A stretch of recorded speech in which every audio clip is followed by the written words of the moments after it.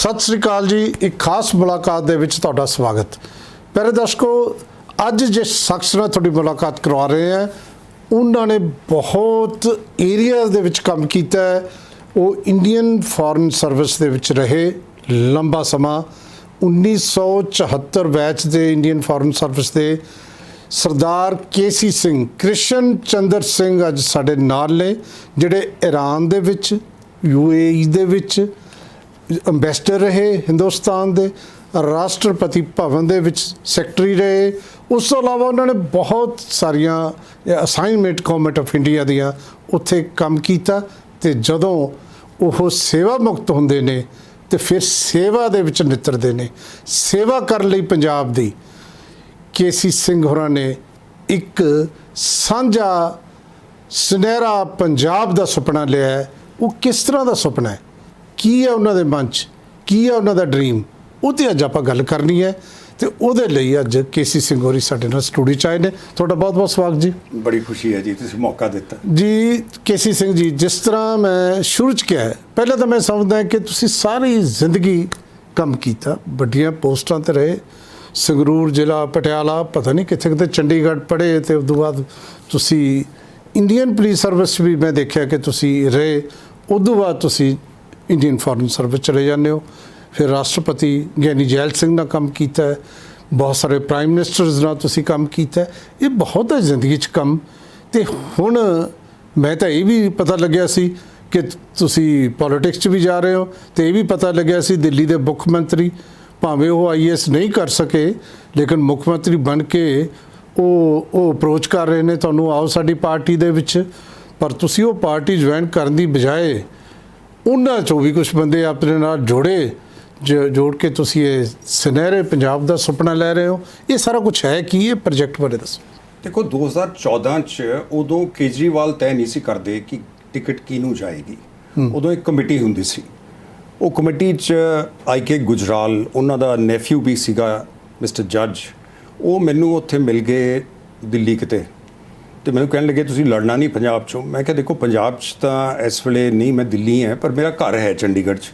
जे तुसीं चंडीगढ़ कंसीडर करो तो मैं सोच सकदा। अच्छा। तो उन्हां दिन च उहदा घर सीगा सुंदर नगर, उत्थे ही मीटिंग्स हुंदियां सीगियां। यशवंत अपने सारे पुराने बंदे जिन्हां चों कई छड्ड गए, प्रशांत भूषण वगैरह, ये बैठदे छड्डिया नहीं, इन्हां नूं कढ दित्ता। हाँ, सो वो फर्क है दोनों चों। हाँ, उत्थे बैठदे सी।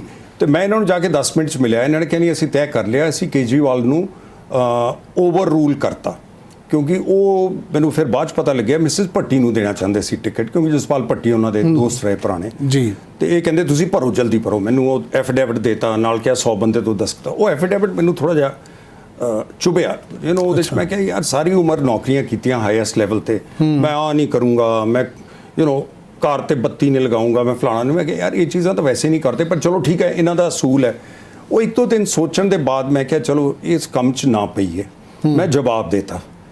वो कहते वो बड़े मायूस होए जिन्होंने टिकट दसे, कहते तुसीं केजरीवाल साहब ਉਹਨੂੰ मिल लो जरूर। मैं मिलन गया, इन्हां नाल गल कीती। जे मैनूं मजबूर उन्होंने मिल के इंज लग्या उन्होंने मैनूं पछाणिया नहीं कि मैं कौन है। अच्छा। हालांकि मैं 2008 तो 2014 तक ਜਿਹੜੇ अंग्रेजी की खबरां देखते हैं वो तकरीबन दिल्ली वाले तो या शहरों वाले तो वाकफ है, क्योंकि बहुते सरदार नहीं सी उस वेले जो मेन अंग्रेजी के चैनल ते आउंदे सी। जी। तो उन्होंने कहा हाँ जी हाँ, वो गल वैसे बड़ी मिठी करते हैं, सर करके करते हैं, क्योंकि सर्विस च उन्होंने तो जो सीनियर होवे। तो मैं कहा जी नहीं, इन्होंने मैनूं दिता, कहते कोई बात नहीं। उन्होंने ये नहीं कहा कि नहीं सानू चंगे बंदे चाहिए है, नहीं थोड़ा एक थोड़ी जान पहचान है, तुसी जरूर आओ। तो मैं सोचा कि चलो आ, तो फिर ये तो कोई नाराजगी वाली गल नहीं, इन्होंने तो पता ही नहीं मैं कौन है। टिकट थले वाले ने देता, ये भी हो सकता जानबूझ के भी इग्नोर कीता होवे। मेरा नहीं ख्याल, जेन्युइनली इंज लग्या उन्होंने कोई, क्योंकि वो होर लेवल ते चल रहे सी, हो सकता अंग्रेजी दी खबरां ना देखते होण जी। वो मैनूं बड़ी इस गल दी हुई कि ਜਿਹੜੇ ਬੰਦੇ ਨੇ ਮੈਨੂੰ ਟਿਕਟ ਦਿਵਾਇਆ ਉਹ ਬੜਾ ਨਾਰਾਜ਼ ਹੋਏਗਾ। 4-5 ਮਹੀਨੇ ਨਿਕਲ ਗਏ, ਇੱਕ ਦਿਨ ਉਹ ਮੈਨੂੰ ਫੇਰ ਮਿਲ ਗਿਆ। ਅੱਛਾ। ਉਹ ਬੰਦਾ, ਮੈਂ ਕਿਹਾ ਕਿਵੇਂ ਚੱਲ ਰਹੀ ਤੁਹਾਡੀ ਪਾਰਟੀ? ਕਹਿੰਦਾ ਮੈਂ ਵੀ ਛੱਡਤੀ। ਮੈਂ ਕਿਹਾ ਚਲੋ ਫੇਰ ਠੀਕ ਹੈ, ਕਮ ਸੇ ਕਮ ਲਾਂਭਾ ਤਾਂ ਨਹੀਂ ਤੁਸੀਂ ਦਿਓਗੇ। ਕਹਿੰਦੇ ਮੇਰੀ ਕਿਸੇ ਗੱਲ ਤੇ ਉਹਨਾਂ ਦੇ ਨਾਲ ਅਣਬਣ ਹੋਈ, ਜੇ ਪਾਲਿਸੀ ਸੀਗੀ ਪਾਰਟੀ ਦੀ, ਮੈਂ ਜਾ ਕੇ ਕਿਹਾ ਠੀਕ ਨਹੀਂ ਹੈ ਅਰਵਿੰਦ। ਔਰ ਇਹ ਬੰਦੇ ਸੀ ਜਿਨ੍ਹਾਂ ਨੇ ਆਪਣੇ ਪੈਸੇ ਪਾ ਕੇ 3-4 ਬੰਦਿਆਂ ਨੇ ਪਾਰਟੀ ਖੜੀ ਕੀਤੀ। ਉਹ ਚਾਹੁੰਦੇ ਸੀ अच्छी राजनीति आवे। ही सेज मैं टिकट नहीं से मंगया, मैनूं कुछ नहीं चाहिए। ਅਸੀਂ 3-4 ਬੰਦਿਆਂ ਨੇ ਪੈਸਾ ਪਤਾ ਪਾ ਕੇ ਖੜੀ ਜੀ। ਕੀਤੀ। ਹੀ ਸੇਜ਼ ਕਿ ਮੈਂ ਕਿਹਾ ਜੀ ਜੇ ਤੁਸੀਂ ਇੰਜ ਇਸ ਤਰ੍ਹਾਂ ਪਾਰਟੀ ਚਲਾਣੀ ਹੈ ਫਿਰ ਤਾਂ ਮੁਸ਼ਕਿਲ ਹੈ, ਮੈਂ ਰਿਜ਼ਾਈਨ ਕਰਦਾ। ਕਹਿੰਦੇ ਮੈਨੂੰ ਇੱਕ ਵਾਰ ਵੀ ਮੁੜ ਕੇ ਨਹੀਂ ਪੁੱਛਿਆ ਕਿ ਤੁਸੀਂ ਉਦੋਂ ਦੇ ਜੁੜੇ ਹੋਏ ਹੋ, ਕਿਉਂ ਜਾ ਰਹੇ ਹੋ। ਕਹਿੰਦੇ ਚੰਗਾ ਥੈਂਕ ਯੂ। ਹੀ ਸੇਜ਼ ਮੈਨੂੰ ਇਸ ਚੀਜ਼ ਦੀ ਬੜੀ ਹੈਰਾਨੀ ਹੋਈ ਕਿ ਹੁਣ ਕਿਉਂਕਿ ਇਹ ਸਟਾਈਲ ਹੈ ਉਹਦਾ, ਜਾਂ ਜੇ ਨਹੀਂ ਹੈ ਤਾਂ ਇਸ ਤਰ੍ਹਾਂ ਕਰ ਦੋ। ਤੁਹਾਡੇ ਵਰਗੇ ਜਿਹੜੇ ਬੰਦੇ ਸਵੈਭਾਮੀ ਨੇ ਉਹ ਆਪ ਚਲੇ ਜਾਂਦੇ ਨੇ, ਕਈਆਂ ਨੂੰ ਫਿਰ ਉਹ ਆਪ ਕੱਢ ਦਿੰਦੇ ਨੇ, ਮਤਲਬ ਕਿਤੇ ਨਾ ਕੁਝ ਹੁੰਦਾ। ਚਲੋ ਸਾਡਾ ਅੱਜ ਦਾ ਇਸ਼ੂ ਇਹ ਨਹੀਂ ਹੈ। ਨਹੀਂ, ਇੱਕ ਮੈਂ ਦੱਸਦਾ, ਦੂਸਰੀ ਵਾਰ ਮੇਰੀ ਉਹਨਾਂ ਨਾਲ ਮੁਲਾਕਾਤ ਹੋਈ ਜਦ ਰਾਸ਼ਟਰ ਮੰਚ ਬਣਿਆ। ਅੱਛਾ। ਕਿਉਂਕਿ ਅਸੀਂ ਜਾ ਕੇ, ਕਿਉਂਕਿ ਮੈਂ ਯਸ਼ਵੰਤ ਸਿਨਹਾ ਜੀ ਨੂੰ ਜਾਣਦਾ ਸੀ ਪਿਛਲੀ ਲੋਕ ਸਭਾ ਦੀ ਇਲੈਕਸ਼ਨ ਤੋਂ ਪਹਿਲਾਂ। ਅਸੀਂ ਇਹਨਾਂ ਦੇ ਘਰ ਗਏ ਨੋਇਡਾ, 1-2 ਬੰਦੇ। ਅਸੀਂ ਕਿਹਾ ਸਰ ਤੁਸੀਂ ਉੱਠ ਕੇ ਖੜੇ ਹੋ ਤਾਂ ਕਿ ਆਪੋਜੀਸ਼ਨ ਇਕੱਠੀ ਹੋਵੇ, ਜੇ ਇਕੱਠੀ ਨਹੀਂ ਹੁੰਦੀ ਤਾਂ ਕੁਝ ਬੀਜੇਪੀ ਦਾ ਮੁਕਾਬਲਾ ਨਹੀਂ ਹੋ ਸਕਦਾ। ਇਹ ਰਜ਼ਾਮੰਦ ਹੋ ਗਏ। ਫਿਰ ਮੇਰਾ ਕਿਉਂਕਿ ਕੰਟੈਕਟ ਸੀਗਾ ਪੁਰਾਣਾ, ਪਤਾ ਸੀ ਨੰਬਰ, ਮੈਂ ਇਹਨਾਂ ਦੇ ਨਾਲ ਗੱਲ ਕੀਤੀ। ਮੈਂ ਕਿਹਾ ਕੇਜਰੀਵਾਲ ਸਾਹਿਬ ਇੰਜ ਬਣਾ ਰਹੇ ਹੈ, ਯਸ਼ਵੰਤ ਸਿਨਹਾ ਜੀ ਮੇਰੇ ਘਰ ਆ ਰਹੇ ਹੈ, ਤੁਸੀਂ ਆ ਜਾਓ ਬੈਠ ਕੇ ਗੱਲ ਕਰ ਲਓ। ਆ ਗਏ, ਘਰ ਆ ਗਏ ਤੇ ਇਹਨਾਂ ਨੇ ਕਿਹਾ ਹਾਂ ਮੈਂ ਬੰਦਾ ਭੇਜਾਂਗਾ, ਅਸੀਂ ਥੋੜੇ ਰਾਸ਼ਟਰ ਮੰਚ ਨਾਲ ਹੈ। ਐਂਡ ਡਿਸੀਜਨ ਬੜੀ ਜਲਦੀ ਲੈਂਦੇ। ਸੋ ਉਹ ਰਾਸ਼ਟਰ ਮੰਚ ਬਣਨ ਲੱਗਿਆ ਮੇਰੀ ਇਹਨਾਂ ਨਾਲ ਹੋਈ। ਉਹਦੇ ਬਾਅਦ ਮੈਂ ਇਹ ਸਮਝਿਆ ਕਿ ਇਹ ਨਹੀਂ ਚਾਹੁੰਦੇ। ਇਹ ਜਿਹੜਾ ਰਾਸ਼ਟਰ, ਇੱਕ ਸਵਾਲ ਹੁੰਦਾ ਹੈ, ਰਾਸ਼ਟਰ ਮੰਚ ਦੀ ਜਿਹੜੀ ਬਣਾਉਣ 'ਚ ਤੁਹਾਡੀ ਭੂਮਿਕਾ ਕਾਫੀ ਰਹੀ। ਹਾਂਜੀ, ਮੈਂ ਸੀਗਾ, ਨਾਲ ਇੱਕ ਮਿੱਤਰ ਸੀਗੇ ਕਾਂਗਰਸ ਦੇ, ਜਿਹਦੀ ਹੁਣ ਮੀਟਿੰਗ ਸਰਦਾਰ ਸੁਖਦੇਵ ਸਿੰਘ ਢੀਂਡਸਾ ਦੇ ਘਰ ਹੋਈ ਹੈ। ਹੁਣ ਹੋਈ ਹੈ, ਉਦੋਂ ਪਹਿਲਾਂ ਸ਼ਰਦ ਪਵਾਰ ਉਹਨਾਂ ਦੇ ਹੋਈ ਹੈ। ਢੀਂਡਸਾ ਸਾਹਿਬ ਨੇ ਤਾਂ ਹੁਣ ਜੁਆਇਨ ਕੀਤਾ। ਅੱਛਾ। ਮੈਂ ਉਦੋਂ ਦਾ ਕੀਤਾ ਹੋਇਆ ਸੀਗਾ। ਓਕੇ। ਫਿਰ ਅਸੀਂ ਪਟਨੇ ਗਏ, ਪਰ ਉਹ ਹੁੰਦਾ ਕੀ ਸੀ ਕਿ ਪਾਰਟੀਆਂ ਭੇਜ ਤਾਂ ਦਿੰਦੇ ਸੀ ਆਪਣੇ ਨੁਮਾਇੰਦੇ, ਪਰ ਹਰੇਕ ਦੇ ਮਨ 'ਚ ਉਦੋਂ 2019 ਤੋਂ ਪਹਿਲਾਂ ਇਹ ਸੀ ਕਿ ਨਹੀਂ ਐਵੇਂ ਸ਼ਾਇਦ ਯਸ਼ਵੰਤ ਸਿਨਹਾ PM ਬਣਨਾ ਚਾਹੁੰਦੇ ਇਕੱਠੇ। ਉਹ ਇਹ ਨਹੀਂ ਸੀ ਸਮਝਦੇ ਕਿ ਇੱਕ ਕਾਮਨ ਪਲੇਟਫਾਰਮ ਹੈਗਾ, ਮੰਚ ਹੈਗਾ ਜਿੱਥੇ ਸਾਰੇ ਇਕੱਠੇ ਹੋ ਕੇ ਗੱਲ ਕਰ ਲਓ। ਆਂਦੇ ਸੀਗੇ ਲੇਕਿਨ ਉਹਨਾਂ ਦੀ ਕੋਈ ਮਨ ਨਹੀਂ ਸੀ। ਹੁਣ ਕੀ ਪੋਜੀਸ਼ਨ ਹੈ ਵੈਸੇ ਰਾਸ਼ਟਰ ਮੰਚ ਦੀ? ਦੇਖੋ ਰਾਸ਼ਟਰ ਮੰਚ ਦੀ ਮੈਂ ਤਾਂ ਸਮਝਦਾ ਉਹੀ ਪੋਜੀਸ਼ਨ ਹੈ ਜਾਂ ਉਦੋਂ ਮਾੜੀ ਹੈ। ਜ਼ਿਆਦਾ ਤੋਂ ਜ਼ਿਆਦਾ ਬੰਦੇ ਇਕੱਠੇ ਹੋਏ ਜਦ ਸ਼ਰਦ ਪਵਾਰ ਤੇ ਯਸ਼ਵੰਤ ਸਿਨਹਾ ਨੇ ਇਕੱਠੀ ਮੀਟਿੰਗ ਲਈ। ਠੀਕ ਹੈ। ਕਿਉਂਕਿ ਉਦੋਂ ਲੋਕਾਂ ਨੂੰ ਇਹ ਲੱਗਿਆ ਕਿਉਂਕਿ ਇਹ TMC 'ਚ ਚਲੇ ਗਏ, ਤ੍ਰਿਣਮੂਲ ਕਾਂਗਰਸ 'ਚ, ਔਰ ਉਹ NCP 'ਚ ਨੇ। ਮੇਰਾ ਖਿਆਲ 12 ਜਾਂ 14 ਪਾਰਟੀਆਂ ਦੇ ਨੁਮਾਇੰਦੇ ਸੀ। ਇਹ ਜੇ ਦੋਨੋਂ ਇਕੱਠੇ ਹੋ ਗਏ, ਇਹਦਾ ਮਤਲਬ ਇਹਦੇ ਆਲੇ ਦੁਆਲੇ ਹੋਰ ਸੀ। ਜੇ ਤੁਸੀਂ ਸ਼ਰਦ ਪਵਾਰ ਤੇ ਇਹਨਾਂ ਨੂੰ ਇਕੱਠੇ ਕਰ ਲਓ ਫਿਰ ਐਟਮ ਬੰਬ ਬਣ ਜਾਂਦਾ। ਇਹਨਾਂ ਕਿਹਾ ਇਕੱਠੇ, ਇਹਦਾ ਮਤਲਬ ਮਮਤਾ ਜੀ ਵੀ ਨਾਲ ਨੇ। ਸੋ ਜੇ ਮਮਤਾ ਜੀ TMC ਤੋਂ ਆਈ ਕਿ ਮਮਤਾ ਜੀ ਨਾਲ ਨੇ, ਪਰ ਉਹ ਇਹ ਲੱਗਿਆ ਕਿ ਮਮਤਾ ਜੀ ਆਪਣੀ ਪੋਲਿਟਿਕਸ ਕਰ ਰਹੇ। ਇਹ ਮੈਂ ਇਹਨਾਂ ਨੂੰ ਸਵਾਲ ਪੁੱਛਿਆ, ਮੈਂ ਕਿਹਾ ਤੁਸੀਂ ਹੁਣ ਮਮਤਾ ਜੀ ਦੇ ਬਿਹਾਫ ਤੇ ਚੱਲ ਰਹੇ ਹੋ ਜਿੱਦਣ ਢੀਂਡਸਾ ਸਾਹਿਬ ਦੇ ਘਰ ਹੋਇਆ। ਮੈਂ ਕਿਹਾ ਤੁਸੀਂ ਸਪਸ਼ਟੀਕਰਨ ਕਰੋ ਜਾਂ ਤੁਸੀਂ, ਕਿਉਂਕਿ ਹਲੇ ਵੀ ਤੁਸੀਂ ਵਾਈਸ ਪ੍ਰੈਜ਼ੀਡੈਂਟ ਹੋ TMC ਦੇ। ਜਦ ਆਪਾਂ ਮੰਚ ਬਣਾਇਆ ਸੀ ਉਦੋਂ ਤੁਸੀਂ ਨਹੀਂ ਸੀਗੇ, ਤੁਸੀਂ BJP ਸੀ, ਤੁਸੀਂ BJP ਛੱਡਤੀ। ਕਹਿਣ ਲੱਗੇ ਨਹੀਂ ਮੈਂ ਮਮਤਾ ਜੀ ਨੂੰ ਪੁੱਛਿਆ, ਉਹਨਾਂ ਨੇ ਕਿਹਾ ਤੁਸੀਂ ਆਪਣਾ ਮੰਚ ਚਲਾਈ ਚੱਲੋ। ਉਹ ਕੁਝ ਮੇਰੀ ਤਸੱਲੀ ਨਹੀਂ ਹੋਈ ਉਸ ਗੱਲ ਤੋਂ। ਜਿਹੜੀ ਇਹ ਢੀਂਡਸਾ ਸਾਹਿਬ ਦੇ ਘਰ ਮੀਟਿੰਗ ਸੀ ਉਸ ਦਿਨ ਦੀ ਗੱਲ ਹੈ। ਉਸ ਦਿਨ ਦੀ ਗੱਲ, ਜਿਹੜੀ ਲੇਟੈਸਟ ਮੀਟਿੰਗ ਤਾਂ ਮੈਂ ਪੁੱਛਿਆ, ਮੈਂ ਕਿਹਾ ਤੁਸੀਂ ਜੇ TMC ਚੋਂ ਫਿਰ ਤਾਂ ਮਮਤਾ ਜੀ ਨੂੰ ਪੁੱਛੋ ਕਿ ਜੀ ਆ ਰਾਸ਼ਟਰ ਮੰਚ ਹੈਗਾ, ਇਹਨੂੰ ਕਿੱਧਰ ਲਿਜਾਣਾ ਹੈ। ਕਹਿੰਦੇ ਨਹੀਂ ਉਹ ਮਮਤਾ ਜੀ ਨੂੰ ਮੈਂ ਪੁੱਛ ਲਿਆ, ਉਹ ਕਹਿੰਦੇ ਜੇ ਤੁਸੀਂ ਇਹਨੂੰ ਚਲਾਉਣਾ ਤੁਸੀਂ ਆਪਣਾ ਚਲਾਈਓ, ਮਤਲਬ ਕਿ TMC ਨਾਲ ਸੰਬੰਧ ਨਹੀਂ ਹੈ। ਉਹ ਫਿਰ ਜਦ ਤੱਕ ਕਿਸੇ 1-2 ਵੱਡੇ ਚੀਫ ਮਿਨਿਸਟਰ ਜਾਂ ਨੇਤਾ, ਸ਼ਰਦ ਪਵਾਰ ਵੀ ਨਹੀਂ ਆਏ ਇਹਦੇ ਚ, ਇਸ ਕਰਕੇ ਵੀ ਹੋ ਸਕਦਾ ਹੈ ਉਹ ਫਿਰ ਨਹੀਂ ਚੱਲੇਗੀ ਜਦ ਤੱਕ ਵੱਡੇ ਲੀਡਰ 2-4 ਹੋਣਾ ਚਾਹੀਦਾ, ਜਾਂ ਉਹਦੀ ਘੱਟੋ ਕੋਈ ਫਰੂਟਫੁਲ ਰਿਜ਼ਲਟ ਤੁਹਾਨੂੰ ਨਹੀਂ ਮਿਲਦਾ ਉਹਦਾ। ਬਿਲਕੁਲ। ਕਿਉਂਕਿ ਸ਼ਰਦ ਪਵਾਰ ਉਹਨਾਂ ਦਿਨਾਂ ਚ ਅਮਿਤ ਸ਼ਾਹ ਔਰ ਮੋਦੀ ਸਾਹਿਬ ਨੂੰ ਮਿਲ ਰਹੇ ਸੀ, ਬਹੁਤ ਕੁਝ ਚੱਲ ਰਿਹਾ ਸੀ। ਲੇਕਿਨ ਮੈਂ ਉਹਨਾਂ ਕਿ ਦੇਖੋ ਤੁਸੀਂ ਇੰਨਾ ਚਿਰ ਰਾਸ਼ਟਰਪਤੀ ਭਵਨ 'ਚ ਰਹੇ, ਇੰਨੇ ਸਾਰੇ ਬੰਦਿਆਂ ਦਾ ਹੁਣ ਆਪ ਹੀ ਤੁਸੀਂ ਜ਼ਿਕਰ ਕਰ ਰਹੇ ਹੈ, ਤੇ ਜਿਹੜੀ ਇੱਕ ਵਿਰੋਧੀ ਧਿਰ ਹੈ ਜਾਂ ਉਹ ਮੰਚ ਹੈ ਜਿੱਥੇ ਉਹ ਪਲੇਟਫਾਰਮ ਦੇਣਾ ਜਿੱਥੇ ਵਿਰੋਧੀ ਧਿਰਾਂ ਇਕੱਠੀਆਂ ਹੋ ਜਾਣ, ਜਿਹਦਾ ਹੁਣ ਆਪਾਂ ਜ਼ਿਕਰ ਕਰਕੇ ਹਟੇ, ਕਾਫੀ ਤੁਹਾਡੇ ਜਿਹੜੇ ਇਹ ਮੈਂ ਸਮਝਦਾ ਕਿ ਲਿੰਕ ਨੇ, ਸੰਪਰਕ ਨੇ, ਦੋਸਤੀਆਂ ਨੇ ਵੱਖ-ਵੱਖ ਪੋਲੀਟੀਕਲ ਪਾਰਟੀ, ਵੱਖ-ਵੱਖ ਪੋਲੀਟੀਕਲ ਲੀਡਰਸ ਦੇ ਨਾਲ। ਇਸ ਨਾਲ ਤੁਸੀਂ ਤੁਹਾਡੀ ਕੋਈ ਜਿਹਨੀ ਪੋਲੀਟੀਕਲ ਐਂਬੀਸ਼ਨ ਪਈ ਹੈ ਜਾਂ ਇਹ ਸਾਂਝਾ ਸੁਨਹਿਰਾ ਪੰਜਾਬ ਹੈ ਕੀ, ਇਹ ਜਾਣਨਾ ਚਾਹੁੰਦੇ ਅਸੀਂ। ਦੇਖੋ ਮੰਚ, ਇਹਨੂੰ ਮੰਚ ਤਾਂ ਕਿਹਾ ਕਿ ਕਈ ਪਾਰਟੀਆਂ ਬਣ ਗਈਆਂ ਨੇ ਪੰਜਾਬ 'ਚ। ਮੇਰੀ ਇਹ ਵਿਚਾਰ ਹੈ ਕਿ ਐਵੇਂ ਪਾਰਟੀ ਬਣਾ ਲਓ ਉਹਦਾ ਕੋਈ ਫਾਇਦਾ ਨਹੀਂ ਹੈਗਾ। ਪਾਰਟੀਆਂ ਆਲਰੇਡੀ ਹੈਗੀਆਂ, 3 ਹੈਗੀਆਂ, ਕਈ ਹੋਰ ਬਣ ਗਈਆਂ ਨੇ। ਲੋੜ ਇਸ ਵੇਲੇ ਇਹ ਹੈ ਕਿ ਆਪਾਂ ਗੱਲਬਾਤ ਮੁੱਦਿਆਂ ਤੇ ਵਾਪਸ ਲਿਆਈਏ, ਮੁੱਦਿਆਂ ਤੇ ਪੰਜਾਬ ਦੀ ਨਿਗਾਹ ਇੱਥੇ ਮੁੱਦਿਆਂ ਤੇ ਪਾਈਏ। ਕਿਉਂਕਿ ਜੇ 3 ਪਾਰਟੀਆਂ ਹੈ, ਜੇ ਇਹਨਾਂ 'ਚ ਦੇਖੀਏ, ਇੱਕ 'ਚ ਤਾਂ ਮੈਂ ਮਜ਼ਾਕ ਨਾਲ ਕਹਿ ਰਿਹਾ ਸੀ ਡਬਲ ਇੰਜਨ, ਮੋਦੀ ਜੀ ਕਹਿੰਦੇ ਨੇ ਡਬਲ ਇੰਜਨ ਸਰਕਾਰ ਚਾਹੀਦੀ ਹੈ, ਥੱਲੇ ਵੀ BJP ਉੱਤੇ ਵੀ BJP। ਇੱਕ ਪਾਰਟੀ 'ਚ ਤਾਂ 2 ਇੰਜਨ ਲੱਗੇ ਹੋਏ ਆ, ਇੱਕ ਕਾਲਕਾ ਨੂੰ ਜਾ ਰਿਹਾ, ਇੱਕ ਦਿੱਲੀ ਨੂੰ ਜਾ ਰਿਹਾ, ਗੱਡੀ ਖੜੀ ਹੈ ਸਟੇਸ਼ਨ ਤੇ। ਇੱਕ ਪਾਰਟੀ ਕੋਲ CM ਲੈਵਲ ਦਾ ਚਿਹਰਾ ਹੈ ਨਹੀਂ, ਉਹ ਉਹਨਾਂ ਨੇ 15-16 ਨੂੰ ਕਹਿਣਾ ਸੀ ਅਸੀਂ ਚਿਹਰਾ ਦੇ ਰਹੇ ਹਾਂ, ਉਹ ਚਿਹਰਾ ਹੀ ਲੱਭੀ ਜਾਂਦੇ ਹਲੇ ਹਰੇਕ ਹਫਤੇ ਇੱਕ ਨਵਾਂ ਨਾਂ ਲਿਖਿਆ ਜਾਂਦਾ। ਉਡਾ ਦਿੰਦੇ ਆ, ਫਿਰ ਉਹ ਚੱਲਦਾ ਰਹਿੰਦਾ, ਫਿਰ ਅਗਲੇ ਹਫਤੇ ਉਡਾ ਦਿੰਦੇ ਆ। ਤੁਹਾਡਾ ਨਾਮ ਵੀ ਆਇਆ ਸੀ, ਤੁਹਾਨੂੰ ਪਤਾ ਜਾਂ ਨਹੀਂ ਪਤਾ, ਮੈਨੂੰ ਚਰਚਾ ਸੀ ਵੀ ਤੁਹਾਨੂੰ ਵੀ ਚਿਹਰਾ ਬਣਾ ਰਹੇ ਨੇ। ਹਾਂ, ਉਹ ਬਣਾ ਦਿੰਦੇ ਆ ਮੈਨੂੰ। ਇਨਫੈਕਟ ਕਿਸੇ ਨੇ ਪੁੱਛਿਆ, ਕੋਈ ਨੇਤਾ ਪੰਜਾਬ ਦਾ ਮਿਲਣ ਆਇਆ, ਮੈਂ ਕਿ ਦੇਖੋ ਮੈਂ ਵਰਤ ਕੇ ਦੇਖਿਆ ਹੋਇਆ ਉਹਨਾਂ ਨਾਲ, ਜੀ। ਨਾ ਮੈਂ ਬਣਨਾ ਹੈ ਤਾਂ ਨਾ ਉਹਨਾਂ ਨੇ ਮੈਨੂੰ ਬਣਾਉਣਾ ਹੈ, ਕਿਉਂਕਿ ਜਿਸ ਤਰੀਕੇ ਦਾ, ਕਿਉਂਕਿ ਮੈਂ ਇੰਨੀ ਨੌਕਰੀ ਕਰਕੇ, ਇੰਨੀ ਸਰਵਿਸ ਕਰਕੇ ਟੈਲੀਵਿਜ਼ਨ ਤੇ ਮੈਂ ਰਿਹਾ ਹਾਂ, ਔਰ ਕਾਲਮ ਫੇਰ ਲਿਖ ਦਿੰਦੇ ਅਖਬਾਰਾਂ ਦੇ, ਜੀ। ਤਾਂ ਪਬਲਿਕ ਸਪੇਸ ਆਲਰੇਡੀ ਹੈਗੇ। ਦੋ ਤਰੀਕੇ ਹੁੰਦੇ ਹੈ ਪੋਲਿਟਿਕਸ ਤੇ ਅਸਰ ਪਾਉਣ ਦੇ। ਇੱਕ ਤਾਂ ਹੈ ਕਿ ਤੁਸੀਂ ਇਹਦੇ ਅੰਦਰ ਵੜ ਜਾਓ, ਦੂਜਾ ਹੈ ਤੁਸੀਂ ਬਾਹਰ ਬੈਠ ਕੇ ਚਰਚਾ ਕਰੋ, ਅਖਬਾਰ 'ਚ ਲਿਖੋ, ਟੈਲੀਵਿਜ਼ਨ ਤੇ ਲਿਖੋ। ਸੋ ਉਹ ਦਿਮਾਗ 'ਚ ਮੇਰੇ ਆਇਆ ਕਿ ਦੇਖੋ ਐਸੇ ਬੰਦਿਆਂ ਨੂੰ ਜੋੜੀਏ ਜਿਨ੍ਹਾਂ ਦਾ ਤਜਰਬਾ ਹੋਵੇ। ਉਹ ਹੋ ਸਕਦਾ ਉਹ ਸਾਰੇ ਦੇ ਸਾਰੇ ਸਹਿਮਤ ਨਾ ਹੋਣ ਹਰੇਕ ਮਸਲੇ ਤੇ, ਸਹਿਮਤ ਇੱਕ ਘਰ 'ਚ ਵੀ ਬੰਦੇ ਨਹੀਂ ਹੁੰਦੇ, ਕੁਝ ਨਾਰਾਜ਼ ਵੀ ਹੋ ਸਕਦੇ ਆ ਕਿ ਜੀ ਸਾਡੀ ਸਲਾਹ ਨਹੀਂ ਲੈਂਦੇ। ਕੋਸ਼ਿਸ਼ ਇਹ ਕਰਾਂਗੇ ਕਿ ਮੁੱਦਿਆਂ ਦੇ ਉੱਤੇ ਜਿਨ੍ਹਾਂ ਦਾ ਤਜਰਬਾ ਹੈ ਉਹ ਬੰਦਿਆਂ ਨਾਲ ਬੈਠ ਕੇ ਗੱਲਬਾਤ ਕਰਕੇ ਪਬਲਿਕ 'ਚ ਗੱਲਬਾਤ ਕਰੀਏ, ਔਰ ਸੋਸ਼ਲ ਮੀਡੀਆ ਦੇ ਰਾਹੀਂ ਸਿੱਧੀ ਗੱਲ ਕਰਕੇ ਲੋਕਾਂ ਤਾਈਂ ਪਹੁੰਚਾਈਏ, ਔਰ ਇਹ ਪੁੱਛੇ ਕਿ ਇਹ ਮੁੱਦਿਆਂ ਤੇ ਤੁਹਾਡਾ ਕੀ ਵਿਚਾਰ ਹੈ। ਅਸੀਂ ਇਹ ਸਮਝਦੇ ਹਾਂ ਮੁੱਦਿਆਂ ਦਾ ਆਹ ਇਲਾਜ ਹੋ ਸਕਦਾ ਹੈ। ਇਹ ਜਿਹੜਾ ਮੰਚ ਜਿਹਨੂੰ ਤੁਸੀਂ ਕਿਹਾ, ਇਹਦੇ 'ਚ ਜੇ ਆਪਾਂ ਨੂੰ ਸ਼ੁਰੂ 'ਚ ਬਿਲਕੁਲ, ਮੈਂ ਚਾਹੁੰਦਾ ਕਿ ਸਾਡੇ ਦਰਸ਼ਕਾਂ ਨੂੰ ਸਾਰੀ ਗੱਲ ਕਲੀਅਰ ਹੋਵੇ ਕਿ ਪਹਿਲਾਂ ਦੱਸੋ ਤੁਹਾਡੀ ਪੋਲੀਟੀਕਲ ਸੋਚ ਕੀ ਹੈ, ਨੀਤੀ ਕੀ ਹੈ? ਕੋਈ ਪੋਲਿਟਿਕਸ ਕਰਨੀ ਹੈ, ਇਲੈਕਸ਼ਨ ਲੜਨੀ ਹੈ ਜਾਂ ਨਹੀਂ ਲੜਨੀ? ਜੇ ਲੜਨੀ ਹੈ ਤਾਂ ਤੁਹਾਡੀ ਬਿਲਕੁਲ ਵਿਚਾਰਧਾਰਾ ਕੀ ਹੈ, ਇਹ ਦੱਸਣੀ ਜ਼ਰੂਰੀ ਹੈ, ਤੇ ਜੇ ਇਹ ਵੀ ਨਹੀਂ ਹੈ ਤਾਂ ਹੈ ਕੀ? ਦੇਖੋ, ਇਸ ਵਕਤ ਜੇ ਪੋਲਿਟਿਕਸ 'ਚ ਜਾਣਾ ਹੁੰਦਾ, ਜਾਂ ਤਾਂ ਕਿਸੇ ਤੋਂ ਟਿਕਟ ਮੰਗਦੇ ਜਾ ਕੇ, ਕੋਈ ਨਾ ਕੋਈ ਦੇ ਹੀ ਦਿੰਦਾ, ਔਰ ਜੇ ਸਿਰਫ ਐਮਐਲਏ ਦਾ ਹੀ ਟਿਕਟ ਲੈਣਾ ਹੈ ਉਹਦਾ ਕੀ ਫਾਇਦਾ, ਕਿਉਂਕਿ ਸਾਰੀ ਉਮਰ ਦਾ ਐਕਸਪੀਰੀਅੰਸ ਦਿੱਲੀ ਦਾ ਰਿਹਾ, ਵੱਡੇ ਮੁੱਦਿਆਂ ਨਾਲ ਜੁੜੇ ਰਹੇ ਹੈ।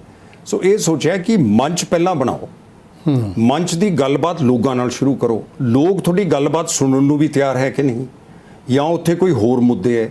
ਜੇ ਉਹ ਮੁੱਦਿਆਂ ਨਾਲ ਲੋਕ ਨਹੀਂ ਜੁੜਦੇ, ਫਿਰ ਇਹਦਾ ਮਤਲਬ ਉਹ ਮੁੱਦਿਆਂ 'ਚ ਇੰਟਰਸਟਿਡ ਨਹੀਂ, ਉਹ ਉਹਨਾਂ ਗੱਲਾਂ 'ਚ ਇੰਟਰਸਟਿਡ ਹੈ, ਫ੍ਰੀ ਬਿਜਲੀ ਮਿਲੂਗੀ ਕਿ ਨਹੀਂ ਮਿਲੇਗੀ। ਉਹ ਤਾਂ ਪੋਲਿਟਿਕਸ 'ਚ ਨਾ ਕੋਈ ਜਾਣ ਦਾ ਫਾਇਦਾ ਹੈ, ਨਾ ਉਹਨੂੰ ਡਿਸਕਸ ਕਰਨ ਦਾ ਫਾਇਦਾ। ਜੀ ਜੀ, ਬਿਲਕੁਲ। ਤਾਂ ਇਸ ਕਰਕੇ ਇਸ ਵੇਲੇ ਕੋਈ ਪੋਲੀਟੀਕਲ ਵਿਚਾਰ ਨਹੀਂ ਹੈ, ਇਹ ਮੰਚ ਰਹੂਗਾ ਹੀ। ਜੇ ਇਹਦੇ 'ਚ ਕੋਈ ਬੰਦਾ ਨਿਕਲ ਕੇ ਅੱਗੇ ਵੀ ਜਾਂਦਾ ਹੈ, ਹੋ ਸਕਦਾ ਇੰਨੇ ਬੰਦਿਆਂ 'ਚ ਕੋਈ ਜਾਣਾ ਚਾਹਵੇ। ਤੁਸੀਂ ਕਿੰਨੇ ਬੰਦੇ ਸ਼ੁਰੂ 'ਚ ਇਕੱਠੇ ਕੀਤੇ ਨੇ? ਦੇਖੋ, ਇਹ ਹੈਗੇ ਕੋਈ 16 ਕੁ ਬੰਦੇ ਨੇ। 16 ਬੰਦੇ ਨੇ? 16 ਬੰਦੇ ਨੇ। 16 ਬੰਦੇ, ਕੁਝ ਮੈਂ ਗੱਲ ਕਰਕੇ ਲਿਆਏ ਆ, ਕੁਝ ਇਕੱਠੇ ਹੋ ਕੇ 4-5 ਬੰਦੇ ਆਪੇ ਜੁੜੇ ਸੀ, ਜਿਨ੍ਹਾਂ ਦਾ ਆਪ ਨਾਲ ਸੰਬੰਧ ਰਿਹਾ। ਤਾਂ ਹੀ ਲੋਕ ਕਹਿੰਦੇ ਆ ਕਿ ਜੀ ਉਹ ਆਪ ਨਾਲ ਗੁੱਸੇ ਹੋਏ ਜਿਹੜੇ ਉਹ ਕਹਿੰਦੇ ਆ ਜੀ ਅਸੀਂ ਉਸ ਟਾਈਮ ਗੁੱਸੇ ਹੋ ਗਏ। ਜਿਵੇਂ ਭਾਈ ਬਲਦੀਪ ਸਿੰਘ ਤੁਹਾਡੇ ਉਹਨਾਂ ਚੋਂ? ਬਲਦੀਪ ਸਿੰਘ ਨੂੰ ਉਸ ਕੈਟਾਗਰੀ 'ਚ ਨਹੀਂ ਮੈਂ ਗਿਣਦਾ, ਇਹਨਾਂ ਨੂੰ ਤਾਂ ਮੈਂ ਗੱਲ ਕਰਕੇ ਮਨਾਇਆ ਦਿੱਲੀ। ਇਹਨਾਂ ਨੂੰ ਮੈਂ ਇਸ ਲਈ ਮਨਾਇਆ ਹੈ ਕਿ ਇੱਕ ਸਾਂਝੀ ਵਿਰਾਸਤ ਹੈ ਆਪਣੀ ਪੰਜਾਬ ਦੀ, ਜਿਹਨੂੰ ਕਹਿੰਦੇ ਕਲਚਰ ਤੇ ਰਿਲੀਜਨ, ਧਰਮ ਔਰ ਕਲਚਰ ਨਾਲ, ਸੱਭਿਆਚਾਰ ਨਾਲ ਜੁੜੀ ਹੋਈ ਜਿਹੜੀ ਵਿਰਾਸਤ ਹੈ। ਤੁਹਾਡੀ ਸੋਚ ਕੀ ਹੈ, ਕਿਸ ਕਿਸਮ ਦੇ ਬੰਦੇ ਜੋੜੇ ਨੇ ਤੁਸੀਂ? ਦੇਖੋ, ਇਹ ਆ ਗਏ ਜਿਵੇਂ, ਕਿਉਂਕਿ ਮੈਂ ਇਹ ਸਮਝਦਾ ਕਿ ਪੰਜਾਬ ਨੂੰ ਜੇ ਸੁਨਹਿਰਾ ਬਣਾਉਣਾ ਹੈ, ਜੇ ਉਹਦਾ ਜਿਹੜਾ ਪਾਸਟ ਹੈ, ਜਿਹੜਾ ਉਹਦਾ ਪੁਰਾਣਾ ਇਤਿਹਾਸ ਹੈ, ਜਿਹਦੇ 'ਚ ਕੀ ਧਰਮ ਤੇ ਸੱਭਿਆਚਾਰ ਜੁੜਿਆ ਹੋਇਆ, ਕਲਚਰ, ਉਹਨੂੰ ਅੱਗੇ ਨਹੀਂ ਅਸੀਂ ਲਿਆਵਾਂਗੇ। ਫਿਰ ਜਿਹੜੇ ਤੁਹਾਡੀਆਂ ਕਈ ਮੁਸ਼ਕਲਾਂ ਹੈ, ਜਿਵੇਂ ਨਸ਼ੇਬਾਜ਼ੀ ਹੈ, ਚਲੋ ਤੁਸੀਂ ਉਹਨਾਂ ਨੂੰ ਮਾਫੀਆ ਨੂੰ ਫੜ ਲਓਗੇ ਜਿਹੜੇ ਨਸ਼ੇ ਬਣਦੇ ਆ, ਲੇਕਿਨ ਪਿੰਡਾਂ ਵਿੱਚ ਕਿਉਂ ਲੈਂਦੇ ਆ ਨਸ਼ੇ? ਕਿਉਂ ਉਸ ਗੱਲ ਵੱਲ, ਕਿਉਂ ਡੇਰਿਆਂ 'ਚ ਜਾਂਦੇ ਲੋਕ? ਕਿਉਂਕਿ ਜਿਹੜਾ ਰੋਲ ਧਰਮ ਨੇ ਅਦਾ ਕਰਨਾ ਹੈ, ਜਿਹੜਾ ਪੰਜਾਬ ਦੇ ਪੁਰਾਣੀ ਟ੍ਰੈਡੀਸ਼ਨ ਹੈ, ਗੁਰੂ ਨਾਨਕ ਤੋਂ ਚੱਲੀ ਆਉਂਦੀ ਹੈ। ਹੁਣੇ ਸੁਲਤਾਨਪੁਰ ਲੋਧੀ 'ਚ ਉਹ ਪੁਰਾਣਾ ਇਤਿਹਾਸ ਜਗਾਉਣ ਦੀ ਕੋਸ਼ਿਸ਼ ਕਰ ਰਹੇ। ਉੱਥੇ ਕੁੱਟਮਾਰ ਹੋਈ, ਇਹਨਾਂ ਨੇ ਜਿਹੜੇ ਪੁਰਾਣੇ ਕੁਝ ਇੰਸਟਰੂਮੈਂਟਸ, ਮਿਊਜ਼ੀਕਲ ਇੰਸਟਰੂਮੈਂਟਸ ਵਗੈਰਾ ਬਣਾਏ, ਕਿਉਂਕਿ ਇਹ ਗੁਰਬਾਣੀ ਸੰਗੀਤ ਨਾਲ ਜੁੜਿਆ ਹੋਇਆ ਇਹਨਾਂ ਦਾ ਟੱਬਰ ਬਹੁਤ ਪਹਿਲਾਂ ਤੋਂ। ਔਰ ਅੰਗਰੇਜ਼ੀ ਬੋਲਦੇ ਨੇ, ਅੰਗਰੇਜ਼ੀ ਵੀ ਬੋਲਦੇ ਆ, ਬਾਹਰ ਵੀ ਜਾਂਦੇ। ਸੋ ਪੰਜਾਬ ਦੀ ਉਹ ਇੱਕ ਪੁਰਾਣਾ ਇਤਿਹਾਸ ਜਿਹੜਾ ਗੁਰੂਆਂ ਤੋਂ ਥੱਲੇ ਆ ਰਿਹਾ, ਉਹਨੂੰ ਇਹ ਇੱਥੇ ਵੀ ਸਮਝਾ ਸਕਦੇ ਆ, ਪੰਜਾਬ ਦੇ ਬਾਹਰ ਵੀ ਸਮਝਾ ਸਕਦੇ ਆ, ਸਾਰੀ ਦੁਨੀਆ ਸਮਝਾ ਸਕਦੇ ਆ। ਸੋ ਇਹੋ ਜਿਹੇ ਬੰਦੇ ਨੂੰ ਜੋੜਨਾ ਬਹੁਤ ਜ਼ਰੂਰੀ ਹੈ। ਫਿਰ ਉਹਦੇ ਨਾਲ ਦੂਜਾ ਆਉਂਦਾ ਕਿਸਾਨੀ ਦਾ ਮੁੱਦਾ। ਹੁਣ ਕਿਸਾਨੀ ਦਾ ਇੱਕ ਦੋ ਕਿਸਾਨ ਨੇਤਾ ਨਾਲ ਮੇਰੀ ਗੱਲ ਹੋਈ ਹੈ, ਇੱਕ ਦੋ ਗੱਲਾਂ ਤੇ ਜੋ ਮੈਂ ਕਹਿ ਰਿਹਾ ਸੀ, ਜੋ ਕਹਿ ਰਹੇ ਸਹਿਮਤ ਹੈ ਕਿ ਜਿਹੜਾ ਕਿਸਾਨ ਅੰਦੋਲਨ ਹੈ, ਇਹ ਬਿਮਾਰੀ ਦਾ ਚਿੰਨ੍ਹ ਹੈ, ਇਹ ਸਿੰਪਟਮ ਹੈ ਬਿਮਾਰੀ ਦਾ। ਬਿਮਾਰੀ ਇਹ ਨਹੀਂ ਹੈ, ਬਿਮਾਰੀ ਹੈਗੀ ਜਿਹੜੀ ਫਾਰਮਿੰਗ ਕ੍ਰਾਈਸਿਸ ਜਿਹਨੂੰ ਅਸੀਂ ਕਹਿੰਦੇ ਪੰਜਾਬ ਦੇ ਵਿੱਚ, ਜਿਹੜਾ ਤੁਸੀਂ ਕਹੋ ਕਿ ਖੇਤੀ ਦਾ ਸੰਕਟ, ਜਿਹੜਾ ਅਸੀਂ ਝੋਨੇ ਤੇ ਕਣਕ ਦੇ ਸਾਈਕਲ 'ਚ ਜਿਹਨੇ ਹਿੰਦੁਸਤਾਨ ਨੂੰ ਆਤਮ ਨਿਰਭਰ ਬਣਾਇਆ, ਸਾਨੂੰ ਬਾਹਰੋਂ ਕਣਕ ਤੇ ਮੰਗਵਾਣੀ ਨਹੀਂ ਪਈ, ਲੋਕਾਂ ਕੋਲ ਹਿੰਦੁਸਤਾਨ ਦੇ ਭੰਡਾਰ ਭਰ ਗਏ। ਹੁਣ ਹਿੰਦੁਸਤਾਨ ਕਹਿੰਦਾ ਸਾਨੂੰ ਲੋੜ ਨਹੀਂ ਇਹਦੀ, ਯੂਪੀ ਵੀ ਕਣਕ ਸਾਡੇ ਨਾਲੋਂ ਜ਼ਿਆਦਾ ਬਣਾਉਂਦੀ ਹੈ। 20 ਸਾਲ ਦੀ ਸਰਕਾਰ ਚੱਲ ਰਹੀ ਹੈ, 10 ਸਾਲ ਕੈਪਟਨ ਸਾਹਿਬ, 10 ਸਾਲ ਬਾਦਲ ਫੈਮਿਲੀ। ਮੈਂ ਜੋ ਗੱਲਬਾਤ ਕਰਕੇ ਜਿਨ੍ਹਾਂ ਨਾਲ ਵੀ ਹੋਈ ਹੈ ਜਿਹੜੇ ਪਾਵਰ 'ਚ, ਕੋਈ ਪਲਾਨ ਨਹੀਂ ਹੈਗੀ ਕਿ ਪੰਜਾਬ ਨੂੰ ਇਸ ਚੋਂ ਕਿਵੇਂ ਕੱਢਣਾ। ਹੁਣ ਜਿੱਥੇ ਗਲਤੀ ਹੈ ਸੈਂਟਰ ਦੀ ਸਰਕਾਰ ਦੀ, ਮੋਦੀ ਸਾਹਿਬ ਨੇ ਉਹਨਾਂ ਨੂੰ ਪੰਜਾਬ ਦਾ ਹੱਥ ਫੜ ਕੇ ਪੰਜਾਬ ਨੂੰ ਹੌਲੀ ਹੌਲੀ ਇਹਦੇ ਤੋਂ ਕਿਵੇਂ ਕੱਢਣਾ ਹੈ, ਇਹ ਇੱਕ ਉਹਨਾਂ ਦੀ ਰਿਸਪੌਂਸਿਬਿਲਿਟੀ ਬਣਦੀ ਹੈ ਕਿਸੇ ਪ੍ਰਧਾਨ ਮੰਤਰੀ ਦੀ। ਇਹ ਨਹੀਂ ਕਿ ਹੁਣ ਸਾਨੂੰ ਇਹਦੀ ਲੋੜ ਨਹੀਂ, ਹੁਣ ਤੁਸੀਂ ਜਾਣੋ ਤੁਹਾਡਾ ਕੰਮ ਮੰਨ ਲਓ। ਇਹ ਗੱਲ ਤਾਂ ਇੱਥੇ ਤੱਕ ਠੀਕ ਹੈ। ਹਾਂਜੀ, ਤੁਹਾਡੇ ਕੋਲ ਕੋਈ ਆਈਡੀਆ ਹੈ ਕਿਵੇਂ ਕੱਢਣਾ? ਮੇਰੇ ਕੋਲ ਆਈਡੀਆ ਹੈਗੇ ਨੇ। ਉਹ ਇਸ ਕਰਕੇ ਕਿ ਜੇ ਤੁਸੀਂ ਡਾਈਵਰਸੀਫਾਈ ਕਰਦੇ ਹੋ, ਜੇ ਅਸੀਂ ਫਲ ਫਰੂਟ ਕਨੀ ਜਾਣਾ ਹੈ, ਹਿੰਦੁਸਤਾਨ ਨਾਲ ਪੰਜਾਬ ਨੂੰ ਜੋੜਨਾ ਪਏਗਾ, ਤੁਹਾਨੂੰ ਬਾਹਰ ਜੋੜਨਾ ਪਊਗਾ। ਮੈਂ ਖਲੀਜ 'ਚ ਰਿਹਾ, ਇਮਰਾਤ ਵਾਲਿਆਂ ਦੇ ਫਲ ਵੈਜੀਟੇਬਲ ਟਰਕੀ ਤੋਂ ਆਉਂਦੇ, ਈਰਾਨ ਤੋਂ ਆਉਂਦੇ, ਉਹਨਾਂ ਨਾਲ ਰਿਸ਼ਤੇ ਅੱਜ ਕੱਲ੍ਹ ਉਹਨਾਂ ਦੇ ਠੀਕ ਨਹੀਂ ਹੈ। ਉਹਨਾਂ ਦੀ ਮਾਰਕੀਟ ਨਾਲ ਜੋੜ ਸਕਦੇ। ਇਹ ਗੱਲਬਾਤ ਹੋ ਵੀ ਰਹੀ ਸੀ ਨਵੰਬਰ 'ਚ, ਆਤਮ ਨਿਰਭਰ। ਉਹ ਕਹਿੰਦੇ ਅਸੀਂ ਵੀ ਆਤਮ ਨਿਰਭਰ ਹੋਣਾ, ਇੱਕ ਦੇਸ਼ ਨਾਲ ਅਸੀਂ ਜੁੜੀਏ ਜਿੱਥੋਂ ਸਬਜ਼ੀਆਂ ਤੇ ਉਹ ਆਉਣ। ਤੇ ਇਹਦੀ ਵੀ ਤਾਂ ਅੱਗੇ ਵੀ ਤਾਂ ਦੇਖੀਏ ਨਾ, ਜੜ ਤਾਂ ਉੱਥੇ ਪਈ ਹੈ ਕਿ MSP ਇਹਨਾਂ ਦੀ ਵੀ ਹੋਵੇ। ਜੇ ਬੰਦਾ ਹੁਣ ਸੇਵਾ ਵਾਲੇ ਮਰਦੇ ਨੇ, ਮਤਲਬ ਤੁਸੀਂ ਐਪਲ ਪੈਦਾ ਤਾਂ ਕਰ ਲਿਆ, ਜੇ ਉਹਦਾ ਕੀਮਤ ਨਹੀਂ ਮਿਲੂ ਕੀ ਕਰੋਗੇ ਤੁਸੀਂ? ਬਿਲਕੁਲ ਠੀਕ। ਤਾਂ ਹੀ ਮੈਂ ਪਲਾਨ ਕਹਿ ਰਿਹਾ। ਮੈਂ ਇਹ ਨਹੀਂ ਕਹਿ ਰਿਹਾ ਕਿ ਵਿਚਾਰੇ ਕਿਸਾਨ ਆਪੇ 1000 ਏਕੜ 'ਚ 1000 ਹੈਕਟੇਅਰ ਜਾਂ ਅਸੀਂ ਇੱਕ ਕੰਪਨੀ ਤੇ ਛੱਡ ਦਈਏ। ਕੰਪਨੀਆਂ ਵੀ ਆ ਜਾਣ ਬਾਅਦ 'ਚ, ਲੇਕਿਨ ਦੇਖੋ ਜਿਹੜੇ ਕੋਆਪਰੇਟਿਵ ਵੀ ਬਣੇ। ਚਲੋ ਮੰਨ ਲਿਆ ਕਿ ਤੁਸੀਂ ਡਾਈਵਰਸਿਫਿਕੇਸ਼ਨ ਤੁਹਾਡੇ ਕੋਲ ਡਾਈਵਰਸਿਫਿਕੇਸ਼ਨ ਜਿਹਦੇ 'ਚ ਕੀ ਰਾਜ ਸਰਕਾਰ ਦਾ ਤੇ ਦਿੱਲੀ ਦੀ ਸਰਕਾਰ ਦਾ ਹੱਥ ਹੋਣਾ ਚਾਹੀਦਾ, ਫਾਈਨੈਂਸ ਕਰਨਾ ਚਾਹੀਦਾ, ਹੌਲੀ ਹੌਲੀ ਕਿਵੇਂ ਬਦਲਣਾ ਹੈ ਜੀ। ਔਰ ਜਿਹੜੀ ਚੀਜ਼ ਕਿਸਾਨ ਬਣਾਉਣ ਉਹਨਾਂ ਨੂੰ ਤਾਂ ਪੈਸੇ ਮਿਲ ਜਾਣ। ਫਿਰ ਤੁਸੀਂ ਇਹ ਜਿਹੜੀ ਮਾਰਕੀਟਿੰਗ ਹੈ ਉਹ ਤੁਸੀਂ ਪਹਿਲਾਂ ਤਿਆਰ ਕਰੋ। ਤੁਹਾਡੇ ਕੋਲ ਹੈਗੇ, ਜੇ ਖਲੀਜ 'ਚ ਭੇਜਣਾ, ਜੇ ਮੈਂ ਸੋਚ ਸਕਦਾ ਹੈ ਸੈਂਟਰ ਜਿਹੜੀ ਸਰਕਾਰ ਬੈਠੀ ਹੈ, ਮੋਦੀ ਸਾਹਿਬ ਉਹਨਾਂ ਦੇ, ਮੈਂ ਵੀ ਮੁਹੰਮਦ ਬਿਨ ਜ਼ਾਇਦ ਨੂੰ ਲੈ ਕੇ ਆਇਆ ਸੀਗਾ, ਫਿਰ ਇਹ ਲੈ ਕੇ ਆਏ ਨੇ। ਤੇ ਜਿਹੜੇ ਸਰਕਾਰ 'ਚ ਹੁੰਦੇ ਉਹਨਾਂ ਦੇ ਤਾਂ ਤਾਲੁਕਾਤ ਹੁੰਦੇ ਹੀ ਹੁੰਦੇ ਆ, ਪਰ ਜੇ ਪੰਜਾਬ ਨੂੰ ਚਾਹੀਦੇ ਸਾਡੇ ਵਰਗੇ। ਇਹਦੇ ਨਾਲ ਤਾਂ ਥੋੜਾ ਦੂਜਾ ਜਿਹੜਾ ਏਮ ਹੈ ਇਸ ਆਰਗੇਨਾਈਜੇਸ਼ਨ ਦਾ ਉਹ ਵੀ ਪੂਰਾ ਹੁੰਦਾ, ਜਿਹੜਾ ਵਾਟਰ ਟੇਬਲ ਨੀਚੇ ਜਾ ਰਿਹਾ ਹੈ, ਤੇ ਘੱਟੋ ਘੱਟ ਡਾਈਵਰਸਿਫਿਕੇਸ਼ਨ ਨਾਲ ਘੱਟੋ ਘੱਟ ਝੋਨਾ ਨਹੀਂ ਆਊਗਾ ਤਾਂ ਪਾਣੀ ਵੀ ਤਾਂ ਸਾਡਾ ਘੱਟ ਲੱਗੂਗਾ। ਦੋ ਚੀਜ਼ਾਂ, ਇੱਕ ਤਾਂ ਪਾਣੀ ਘੱਟ ਲੱਗੂਗਾ, ਇੱਕ ਕੱਲ ਹੀ ਮੈਂ ਗੱਲ ਕਰ ਰਿਹਾ ਸੀ, ਕੁਝ ਰਿਸ਼ਤੇਦਾਰ ਉਧਰੋਂ ਆਏ, ਮੁਕਤਸਰ ਕਨੀਓ, ਫਰੀਦਕੋਟ ਕਨੀਓ, ਉਧਰੋਂ ਜਿਹੜਾ ਬ੍ਰੈਕਿਸ਼ ਵਾਟਰ ਜਿਹਦੇ 'ਚ ਕੀ ਨਮਕ ਹੈ, ਉਹ ਕਿਉਂਕਿ ਜਦ ਅਸੀਂ ਮਿੱਠਾ ਪਾਣੀ ਕੱਢੀ ਜਾਵਾਂਗੇ, ਫਿਰ ਜਿਹੜਾ ਖਾਰਾ ਪਾਣੀ ਰਾਜਸਥਾਨ ਦੇ ਥੱਲੇ ਹੈ, ਉਹ ਟੇਬਲ ਜੁੜੇ ਹੋਏ ਆ ਥੱਲੇੋਂ, ਉਹ ਧੱਕ ਕੇ ਜਿਹੜਾ ਖਾਰਾ ਪਾਣੀ ਹੈ ਉਹ ਪੰਜਾਬ ਕਨੀ ਆ ਰਿਹਾ। ਅੱਛਾ, ਉਹਦੇ ਨਾਲ ਕੀ ਹੋ ਰਿਹਾ ਹੈ, ਜਿਹੜਾ ਮੈਂ ਕੱਲ ਹੀ ਮੈਨੂੰ ਉਹਨਾਂ ਨੇ ਦੱਸਿਆ, ਕਹਿੰਦੇ ਕਿ ਉੱਥੇ ਜਦ ਝੋਨਾ ਲਾਉਂਦੇ ਆ ਲੋਕ, ਜਿਨ੍ਹਾਂ ਕੋਲ ਕਨਾਲ ਦਾ ਪਾਣੀ ਨਹੀਂ ਹੈਗਾ, ਨਹਿਰ ਦਾ ਪਾਣੀ ਨਹੀਂ ਹੈ, ਉਹ ਫਿਰ ਉਹਦੇ 'ਚ ਇਹਨਾਂ ਨੂੰ ਖਾਦ ਜ਼ਿਆਦਾ ਪਾਣੀ ਪੈਂਦੀ ਹੈ, ਕਿਉਂਕਿ ਪਾਣੀ ਜਿਹੜਾ ਹੈ ਉਹ ਖਾਰਾ ਹੈ, ਉਹਦੇ 4 ਗੁਣੀ 5 ਗੁਣੀ ਖਾਦ ਪਾ ਰਹੇ ਆ। ਉਹਦੇ ਨਾਲ ਜਿਹੜੀ ਉਹ ਸੋਇਲ ਹੈ ਉਹ ਖਰਾਬ ਹੁੰਦੀ ਜਾ ਰਹੀ ਹੈ। ਇੱਕ ਤਾਂ ਉਹ ਨਿਕਲ ਕੇ ਥੱਲੇ ਦੇ ਪਾਣੀ 'ਚ ਜਾ ਰਿਹਾ, ਪਾਣੀ ਜ਼ਹਿਰੀਲਾ ਹੋ ਰਿਹਾ। ਸੋ ਇਹ ਬੜਾ এনवायरमेंटल ਕ੍ਰਾਈਸਿਸ ਹੈ, এনवायरमेंटल ਇਸ਼ੂ ਹੋ ਗਏ, ਕਿਸਾਨੀ ਦਾ ਇਸ਼ੂ ਹੋ ਗਿਆ, ਜਿਹੜੇ ਤੁਸੀਂ ਇਸ਼ੂਜ਼ ਆਇਡੈਂਟੀਫਾਈ ਕਰ ਲਏ। ਮੰਨ ਲੈਣੇ ਕਿ ਇਹਦੇ 'ਚ ਕਿੰਨੇ ਇਸ਼ੂ ਆਇਡੈਂਟੀਫਾਈ ਕੀਤੇ ਨੇ ਤੁਸੀਂ ਹੁਣ ਤੱਕ? 5-6 ਹੈ, ਮੈਂ ਦੂਜੇ ਵੀ ਦੱਸ ਦਿੰਦਾ ਤੁਹਾਨੂੰ। ਹਾਂਜੀ ਜੀ, ਬਾਕੀ ਕਿਹੜੇ ਰਹਿ ਗਏ ਜਿਹੜੇ? ਦੇਖੋ, ਉਹਦੇ ਬਾਅਦ ਆਉਂਦਾ ਨੌਜਵਾਨ ਕਿਉਂ ਜਾਂਦੇ ਆ ਬਾਹਰ, NRI ਜਾਂਦੇ, ਠੀਕ ਹੈ ਜੀ, ਇਮੀਗ੍ਰੇਸ਼ਨ ਜਿਹੜੀ ਸਟੱਡੀ ਵੀਜ਼ਾ ਜਾ ਕੇ ਉੱਥੇ ਬੈਠ ਜਾਂਦੇ, ਠੀਕ ਹੈ, ਪਰ ਜਿਹੜੇ ਲੇਬਰ ਕਰਨ ਜਾਂਦੇ ਆ ਗਲਫ 'ਚ, ਵਿਚਾਰੇ ਉੱਥੇ ਬਿਲਡਿੰਗਾਂ ਤੇ 45 ਡਿਗਰੀ। ਤੁਸੀਂ ਤਾਂ ਐਮਬੈਸਡਰ ਰਹੇ ਹੋ ਬੜਾ। ਬਾਦਲ ਸਾਹਿਬ ਮੇਰੇ ਕੋਲ 2001 ਦੇ ਸ਼ੁਰੂ 'ਚ ਆਏ, 2 ਦਿਨ ਰਹੇ ਮੇਰੇ ਕੋਲ, ਗੈਰ ਰਸਮੀ ਵਿਜ਼ਿਟ ਸੀਗੀ, ਸੋ ਆਫੀਸ਼ੀਅਲ ਵਿਜ਼ਿਟ ਨਹੀਂ ਸੀ ਜੀ। ਮੈਂ ਉਦੋਂ ਉਹਨਾਂ ਨੂੰ ਦਰਖਾਸਤ ਕੀਤੀ, ਮੈਂ ਕਿਹਾ ਜੀ ਦੇਖੋ ਵੀ ਆਹ ਮੁੰਡੇ ਸਾਫਿਆਂ ਵਾਲੇ ਬਹੁਤ ਆ ਰਹੇ ਆ ਲੇਬਰ ਲਈ, ਇਹਦਾ ਮਤਲਬ ਸਾਡਾ ਜਿਹੜਾ ਪੰਜਾਬ 'ਚ ਮਾਡਲ ਹੈ ਉਹ ਠੀਕ ਨਹੀਂ ਚੱਲ ਰਿਹਾ। ਇਹਨਾਂ ਨੂੰ ਕਿਉਂ ਉੱਥੇ ਨੌਕਰੀਆਂ ਨਹੀਂ ਮਿਲਦੀ, ਇੱਥੇ ਲੇਬਰ ਕਰਨ ਨੂੰ ਤਾਂ ਨਾ, ਜਾਂ ਤਾਂ ਚਲੋ ਮੈਂ ਸਮਝਦਾ ਕੋਈ ਨੌਕਰੀ ਮੈਨੇਜਰ ਲੱਗ ਕੇ ਆਏ, ਚਲੋ ਡਰਾਈਵਰ ਵੀ ਆਏ, ਵਾਈਟ ਕਲਰ ਜੌਬ ਤੇ ਆਉਂਦਾ ਤਾਂ ਠੀਕ ਲੱਗਦਾ ਹੈ, ਠੀਕ ਹੈ। ਤੁਸੀਂ ਉਹਨਾਂ ਦੇਖੋ, ਹੁਣ ਫਿਲੀਪੀਨ ਤੋਂ ਜਿਹੜੀ ਲੇਬਰ ਬਾਹਰ ਆਉਂਦੀ ਹੈ ਉਹ ਕੋਰੀ ਲੇਬਰ ਨਹੀਂ ਭੇਜਦੇ, ਉਹਨਾਂ ਨੇ ਟ੍ਰੇਨਿੰਗ ਇੰਸਟੀਟਿਊਟ ਬਣਾਈਆਂ ਹੋਈਆਂ ਕਿ ਅਸੀਂ ਜੇ ਰੈਸਟੋਰੈਂਟਸ ਕਿਵੇਂ ਕੰਮ ਕਰਨਾ ਹੈ, ਟਾਈਪ ਕਿਵੇਂ ਕਰਨਾ ਹੈ, ਕੰਪਿਊਟਰ ਕਿਵੇਂ ਚਲਾਉਣਾ ਹੈ, ਤੁਸੀਂ ਇਹਨਾਂ ਨੂੰ ਸਕਿੱਲਸ ਦਿਓ। ਜੇ ਉਹ ਉੱਥੇ ਹੀ ਜਾਣਾ ਹੈ, ਉਹਨਾਂ ਨੂੰ ਵਾਈਟ ਕਾਲਰ ਨੌਕਰੀ 'ਚ ਦਿਓ, ਇਹਨਾਂ ਨੂੰ ਇਸ 'ਤੇ ਕਿਉਂ ਖੜੇ ਕਰਦੇ ਹੋ ਤੁਸੀਂ? ਤੇ ਮੈਕਸਿਮਮ ਸਾਡੇ ਤਾਂ ਡਰਾਈਵਰ ਨੇ ਇੱਥੇ ਤਾਂ, ਜਿੱਥੇ ਤੁਸੀਂ ਦੇਖਿਆ ਨਹੀਂ, ਡਰਾਈਵਰ ਜੋ ਐਂ ਨਾ ਫਿਰ ਆਪਣਾ ਵੀ ਕੰਮ ਚਲਾ ਸਕਦੇ। ਹੁਣ ਦੇਖੋ ਇਸ ਵੇਲੇ ਅਮਰੀਕਾ 'ਚ ਟਰੱਕ ਆਪਣੇ ਮੁੰਡਿਆਂ, ਸਾਰਿਆਂ ਤੋਂ ਜ਼ਿਆਦਾ ਟਰੱਕ ਚਲਾਉਣ ਵਾਲੇ ਆਪਣੇ ਬੰਦੇ ਆ, ਉੱਥੇ ਤਾਂ ਟਰੱਕਰਸ ਨੂੰ ਫਾਇਦਾ ਹੈ। ਹਾਂ, ਜਿੱਥੇ ਦੁਬਈ ਵਗੈਰਾ 'ਚ ਤਾਂ ਜਿਹੜੀ ਹੈ ਮੇਰੇ ਖਿਆਲ ਲੇਬਰ ਹੀ ਹੈ, ਇਹਨਾਂ ਦੀ ਕੰਪਨੀਆਂ ਦੇ ਉਹ ਕੰਮ ਕਰਦੇ ਨੇ। ਇਹ ਮਾੜੀ ਗੱਲ ਹੈ। ਹੁਣ ਉਹਨੂੰ ਹਟਾਉਣ ਦੀ ਇਹ ਕਹਿਣਾ ਕਿ ਨਹੀਂ, ਜਿਹੜੇ ਜਾਈ ਜਾਂਦੇ ਜਾਈ ਜਾਣ, ਕਿਉਂ ਜਾਂਦੇ ਆ? ਕਿਉਂਕਿ ਜਿਹੜੀ ਅਸੀਂ ਇੱਥੇ ਸਰਕਾਰਾਂ ਪੜ੍ਹਾਈ ਤਾਂ ਹੈ ਪੈਸੇ ਦੇਣ ਲੱਗ ਗਈਆਂ ਹੁਣ ਵੀ ਆਈਲੈਟਸ ਕਰੋ ਤੇ ਨਹੀਂ, ਬਾਹਰ ਇਹਦੇ ਨਾਲ ਜਾਓ ਮਿਲਿਆ ਹੋਇਆ ਤੁਹਾਡਾ ਪੜ੍ਹਾਈ ਦਾ ਸਿਸਟਮ। ਜੀ। ਇੱਕ ਤਾਂ ਪਿੰਡ ਦੇ ਸਕੂਲਾਂ ਦੀ ਪੜ੍ਹਾਈ ਤੇ ਜਿਹੜੀ ਪ੍ਰਾਈਵੇਟ ਸਕੂਲ ਨੇ ਉਹਨਾਂ 'ਚ ਅੰਤਰ ਹੈ। ਫਿਰ ਜਿਹੜੇ ਤੁਸੀਂ ਡਿਗਰੀਆਂ ਉਹਨਾਂ ਨੂੰ ਦਿੰਦੇ ਆ ਉਹਦੇ ਨਾਲ ਨੌਕਰੀਆਂ ਨਹੀਂ ਮਿਲਦੀਆਂ। ਅੱਛਾ, ਇਹ ਫਿਰ ਸਾਈਕਲ ਬਣ ਜਾਂਦਾ ਇਹ ਹੈ। ਤਾਂ ਸਾਨੂੰ ਪਤਾ ਹੈ, ਤੁਹਾਡੇ ਕੋਲ ਕੀ ਹੈ ਆਈਡੀਆ ਕਿ ਕਿਵੇਂ ਤੁਸੀਂ ਇਹਨਾਂ ਨੂੰ ਰੋਕੋਗੇ? ਨੋ, ਉਹਨਾਂ ਨੂੰ ਦੱਸਾਂਗੇ। ਦੇਖੋ, ਅੱਜ ਟੈਕਨੋਲੋਜੀ ਅਵੇਲੇਬਲ ਹੈ, ਤੁਹਾਨੂੰ ਇਹ ਨਹੀਂ ਜੇ ਪਿੰਡਾਂ ਦੇ ਵਿੱਚ ਉਹ ਤੁਹਾਡੇ ਕੋਲ ਪੜਾਉਣ ਵਾਲੇ ਟੀਚਰ ਨਹੀਂ ਹੈਗੇ ਤਾਂ ਤੁਸੀਂ ਟੈਕਨੋਲੋਜੀ ਨਾਲ ਜੇ ਬਾਈਜੂ ਬਿਲੀਅਨ ਡਾਲਰ ਕੰਪਨੀ ਬਣ ਸਕਦੀ ਹੈ ਲੋਕਾਂ ਨੂੰ ਕੰਪਿਊਟਰ ਤੇ ਪੜ੍ਹਾ ਕੇ, ਤਾਂ ਇੱਕ ਪੰਜਾਬ ਸਰਕਾਰ ਪਿੰਡਾਂ ਦੇ ਸਕੂਲਾਂ ਨੂੰ ਉਸ ਲੈਵਲ ਤੇ ਕਿਉਂ ਨਹੀਂ ਲਿਆ ਸਕਦੀ? ਜਿਹੜੇ ਤੁਸੀਂ ਕੰਮ ਕਰ ਰਹੇ ਹੋ ਮੈਂ ਸਮਝ ਸਕਦਾ, 5-7 ਤਾਂ ਤੁਸੀਂ ਦੱਸ ਹੀ ਦਿੱਤੇ ਨੇ ਜਿਹੜੇ ਤੁਹਾਡੇ ਆਬਜੈਕਟਿਵ ਨੇ ਇਸ ਦੇ। ਇਹਦੇ ਲਈ ਖਰਚਾ ਕਿੱਥੋਂ, ਪੈਸਾ ਕਿੱਥੋਂ ਤੁਹਾਡੇ ਕੋਲ? ਹਾਂ, ਉਹ ਨਾਲ ਆ ਗਿਆ ਜਿਹੜੀ ਚੋਰੀ ਹੋ ਰਹੀ ਹੈ ਇੱਥੇ, ਭਾਵੇਂ ਉਹ ਰੇਤੇ 'ਚੋਂ ਹੋਵੇ। ਪੰਜਾਬ ਕੋਲ ਪੈਸਾ ਨਹੀਂ ਹੈ।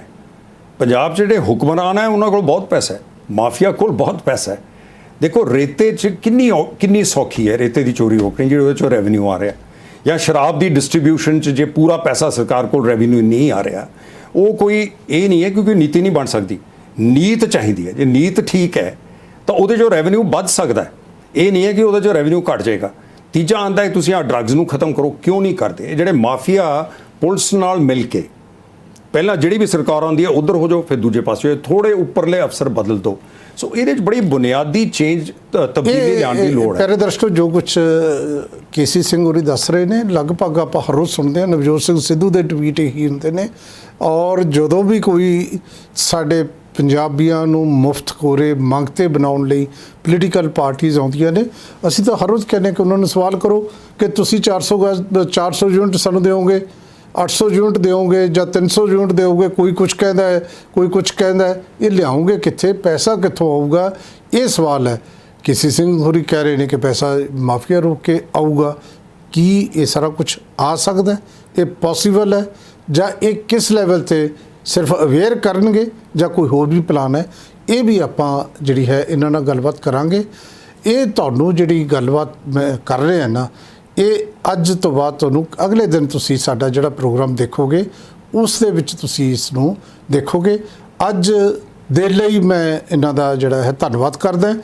ਅਗਲੇ ਜਿਹੜਾ ਐਪੀਸੋਡ ਦੇ ਵਿੱਚ ਅਸੀਂ ਜਿਹੜੀ ਗੱਲਬਾਤ ਕਰਾਂਗੇ ਉਹ ਇਸ ਤੋਂ ਅੱਗੇ ਗੱਲ ਸ਼ੁਰੂ ਕਰਾਂਗੇ। ਅੱਜ ਦੇ ਲਈ ਤੁਹਾਡਾ ਬਹੁਤ ਬਹੁਤ ਧੰਨਵਾਦ ਜੀ। ਅਸੀਂ ਮਿਲਦੇ ਹਾਂ ਜਿਹੜੇ ਹੈ ਨੈਕਸਟ ਐਪੀਸੋਡ।